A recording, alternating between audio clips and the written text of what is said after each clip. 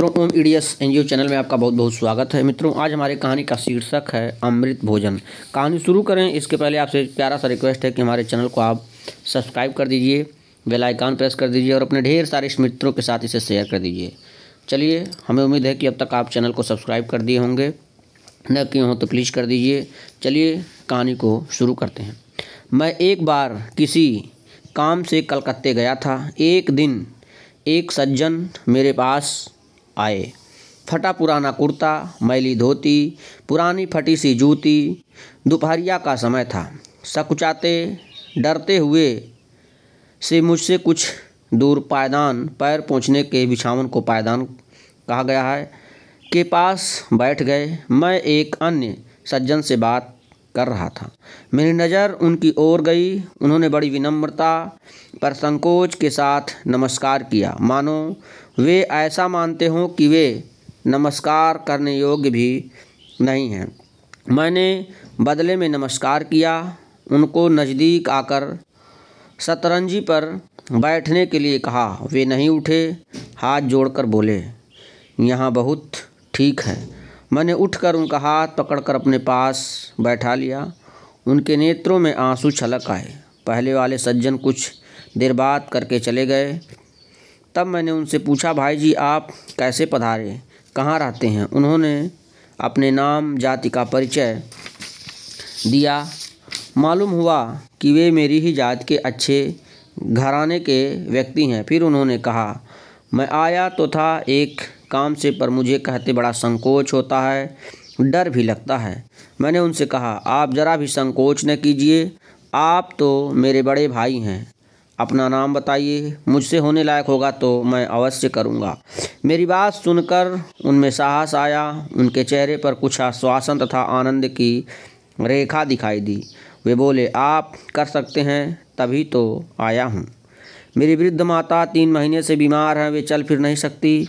पता नहीं क्यों 2 महीने पहले मुझसे उन्होंने कहा था कि मुझको मिलना है आपसे।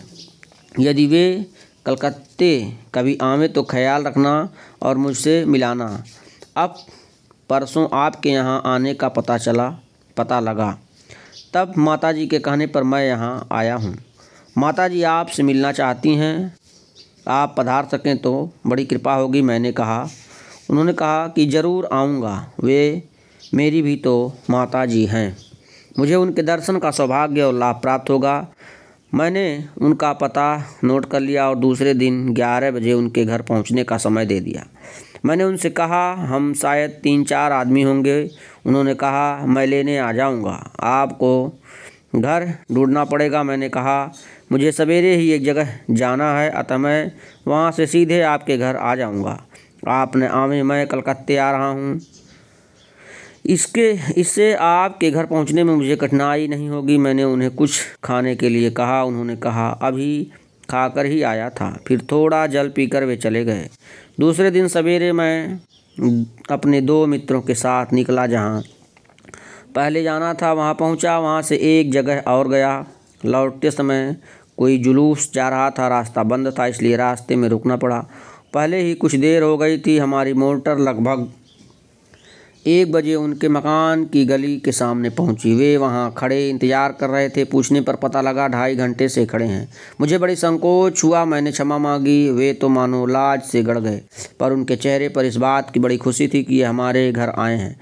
मैं उनके साथ ऊपर गया। जाकर देखा एक छोटा सा कमरा है। सामान प्रायः कुछ भी नहीं है, पर बड़ा साफ सुथरा है। एक चारपाई, बुढ़िया माताजी लेटी हैं। उनके पैरों की ओर उक्त सज्जन की धर्मपत्नी खड़ी हैं। एक 8-10 वर्ष का बच्चा भी उनके पास खड़ा है। वे मुझे देखकर बड़ी ही प्रसन्न हुई। मैंने माताजी के चरणों में नमस्कार किया। माताजी की आंखों में आंसू आ गए। कुछ देर के बाद वे आंसू पोंछ कर बोली, आप बैठिए, अब मैं सुख से मर सकूंगी। कई वर्ष पहले मैंने आपका एक भाषण सुना था।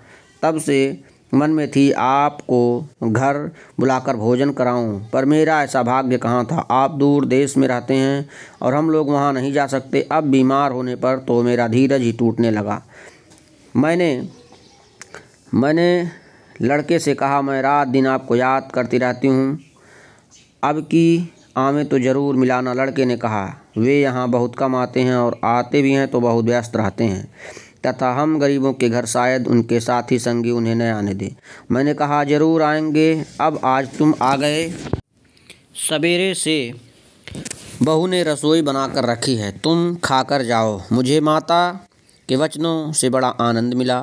भूख प्यास बहुत लग रही थी। फिर मैंने सोचा, ऐसा अमृत भोजन कहाँ मिलेगा। इसमें जो प्रेम का सुधारस भरा है वह बड़ा ही दुर्लभ है।